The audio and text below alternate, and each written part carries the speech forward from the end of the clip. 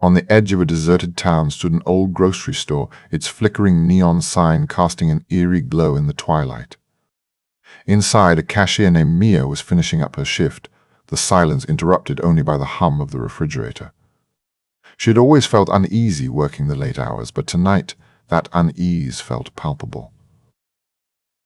As she counted the cash in the register, she glanced outside and noticed a figure lingering by the entrance, a tall man with a crooked smile, his eyes lingering on the door for too long. Something about the way he tapped his fingers against his thigh set her heart racing. As the clock ticked closer to closing time, the man entered the store, his gaze fixated on Mia. She greeted him with a forced smile, feeling his eyes bore into her. He picked up a few items, but each time he approached the counter, Mia felt a chill run down her spine. His compliments felt rehearsed, his laughter too bright for the dim light surrounding them. When he finally left, she sighed in relief, only to find him waiting outside as she finished closing the store. Panic rose within her as he began to walk in step beside her, his shadow looming larger than life.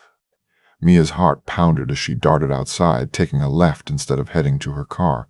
She weaved through the narrow alleyways, desperately trying to lose him. But each time she glanced back, he was there, always just far enough behind to keep her terror alive. She turned corners rapidly, breathless, each step echoing in the silence. Finally, she spotted a group of people at a bus stop, ready and alive with conversation. She ran toward them, her desperate plea forming on her lips. But when she turned her head, he stood at the end of the alley, watching, waiting, his crooked smile casting a shadow over her sanity. As she reached the group at the bus stop, she frantically relayed what was happening. They turned to help, but when they looked back, the man was gone. The group watched her with concern, murmuring about how she should be careful. Mia felt a knot of relief in her stomach, but as she stepped onto the bus, she couldn't shake the feeling of being watched. That night, as she lay in bed, she heard faint tapping at her window.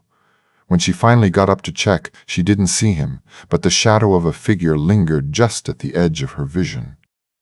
From that day on, the unease stayed with her, a constant reminder that in the dark she was